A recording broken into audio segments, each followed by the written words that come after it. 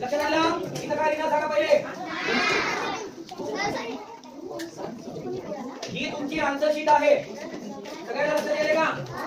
बघा ही तुमची answer sheet आहे. त्याच्यावर तुम्हाला प्रत्येक चौकटीमध्ये एकदाच एक अंक लिहायचा आहे. डबल अंक लिहायचा नाही.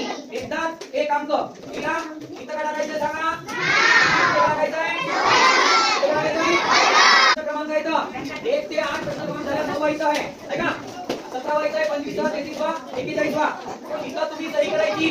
आता माझी सही आहे तुम्ही इथं माझी सही केली इथं. इथं कोण सही करणार आहे?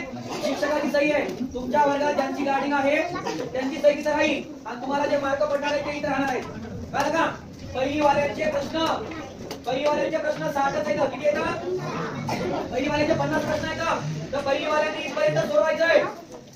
कुठपर्यंत सोडवायचं आहे? इथपर्यंत सोडवायचं आहे.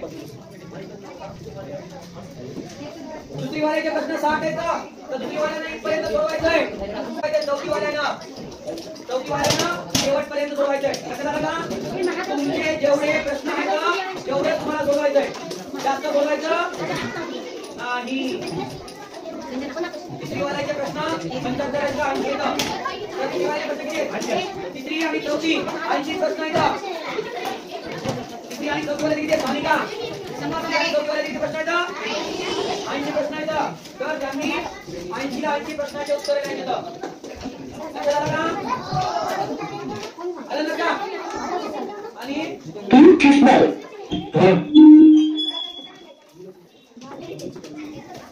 एक गोष्ट लक्षात ठेवा,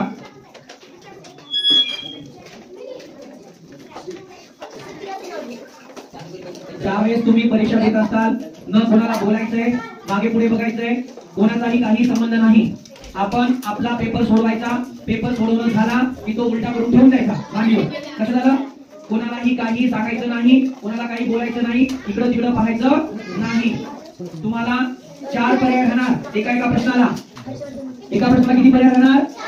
4 पर्याय राहणार. तर या 4 पर्यायापैकी एक उत्तर तुम्हाला, म्हणजे किती तारखेपर्यंत सगळ्यांना? पण उत्तर एकदाच द्यायचं आहे. जर तुम्ही असं केलं, पहिल्यांदा 4 लिहिलं आणि असं खोडलं त्याला, नंतर इथं 1 लिहिलं तर ते चूक धरल्या जाईल. एक उत्तर एकदाच लिहायचं आहे. याला समजा तुम्ही 3 लिहिलं होतं, नंतर याला 2 केलं, हे उत्तर पूर्णपणे चूक असेल. त्याच्यामुळं पूर्ण विचार करायचा, पूर्ण वाचायचा प्रश्न, कन्फर्म उत्तर लिहायचं आणि त्यानंतरच ठरवायचं. लक्षात आलं का?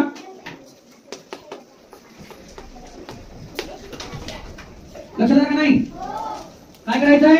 एकदाच एक पर्याय लिहायचा. काही पण लिहा, एकच पर्याय लिहा. डबल पर्याय लिहायचा नाही. सगळ्यांनी पेन आणली असेल ना? का कोण पेन्सिल आणली? पेन्सिल आणली का कोण? नाही.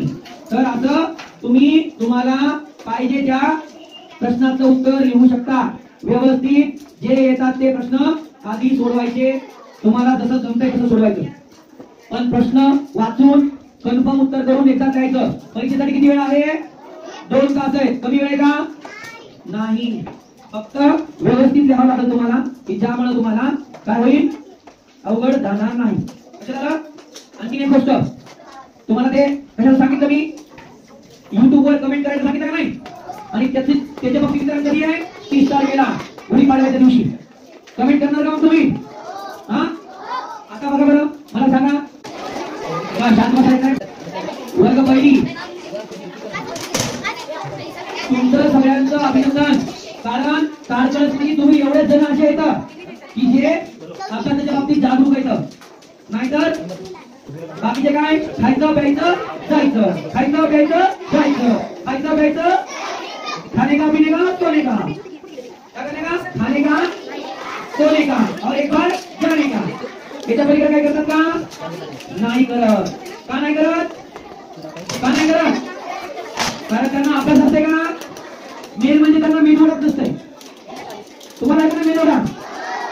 मेनवड कोणाचा वरचा मधला खाली हात तरी करा. आहे का वरचा खाली? नाही ना? सगळ्यांकडे मेनू आहे का? आहे सगळ्यांकडे मेनू? नाही नाही. मग आता आपल्या मेंदूचा चांगला वापर करायचा आहे आणि व्यवस्थित पेपर सोडवायचा आहे, कळलं का? आणि विशेष म्हणजे आपल्या खालच्या क्लासेस मध्ये प्रत्येक वर्गात सीसीटीव्ही आहे, कॅमेरा. काय आहे? कॅमेरा. मग कोणी जरी वळवळ केली, कोणी जरी काही केलं, इकडं तिकडं बघितलं, कोणी म्हणलं मला एक मार्क सांग की ग, तिसऱ्याचं काय आहे सांग की ग, असं जर कोणी म्हणलं तर त्याला मी बाद करून टाकेन. आउट, खेळातून आउट करायचं. या आपल्या खेळाचं नाव काय आहे? टीटी परीक्षा. शिवम सर समोर या.